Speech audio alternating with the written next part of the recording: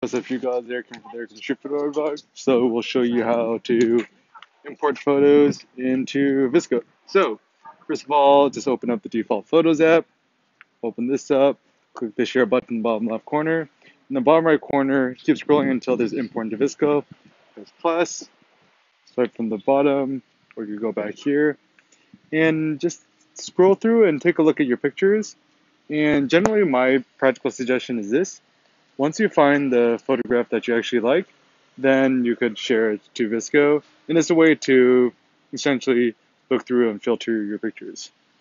So let's say you like this picture, bottom left corner, you click share to VSCO plus, and it's a cool way of being able to select your images quickly. So whenever you look through your pictures, my practical suggestion is this: is that it's difficult to know when you got a good picture or not, but just ultimately follow your gut.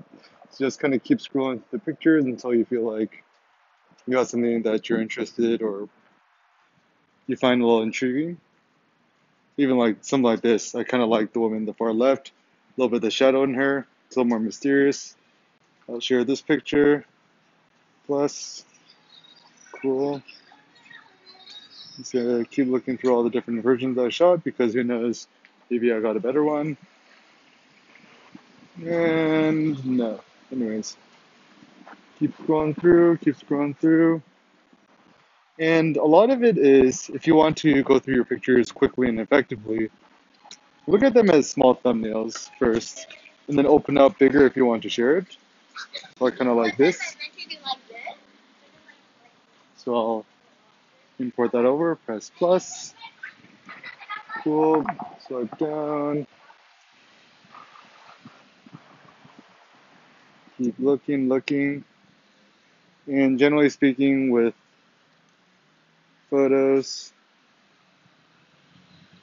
just choose photos that you like to personally look at. So I like this one.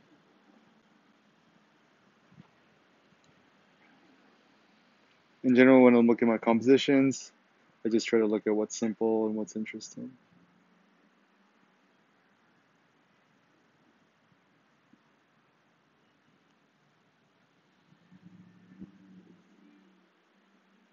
Kind of like this one, just like nice colors and abstract. Import this into VSCO.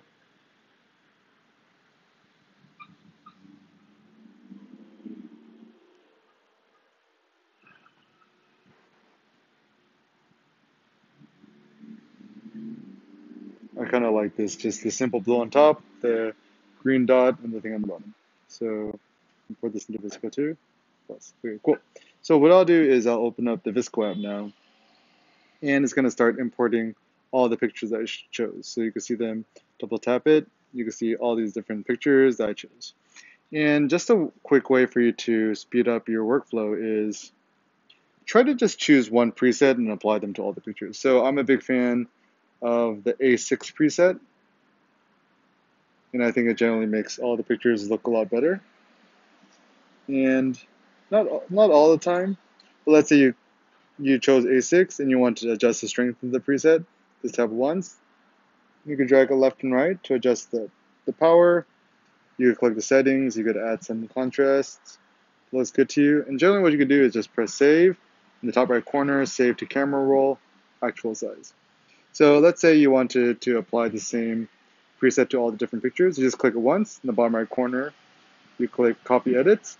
And then you could click all the other images that you like in the bottom right corner, paste edits. Now this is fantastic because it just speeds up your workflow like insanely. So now you can see all these presets have been automatically added. And generally, if it looks pretty good to you, you could just save it. For the other pictures that you want to process a little bit more, what you could do is then you could do things like add more contrast, could lower the exposure. And then once it looks about good to you, then you could save this to camera roll. Here it's a little bit dark. So you can see just copy and pasting doesn't always work super well. Just try to make it look good enough. Save to camera roll. Save. This looks pretty good. And my general rule of thumb is when you're processing pictures, if it looks 80% good enough, it's essentially good enough. We add some more contrast. And I don't really treat this like a science. I just do it until it looks kind of good to me. Click save. Save to camera roll. It'll look like that. So I'll play with exposure. Just kind of drag it to the left and right until it looks good to me. This looks good enough. Just click save. Save to camera roll. Actual size.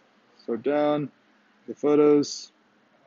And yeah, now you can see all the different photos that I shot and I processed on VSCO.